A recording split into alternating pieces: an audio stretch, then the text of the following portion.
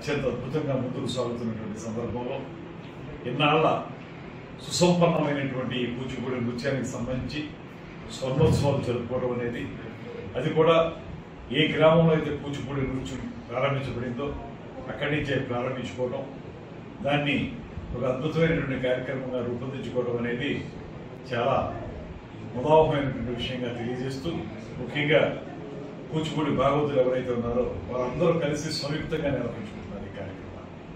దీనికి అందరం కూడా మనం పెద్ద ఎత్తున పాల్గొని కార్యక్రమాన్ని విజయవంతం చేయవలసిన అవసరం ఉంది.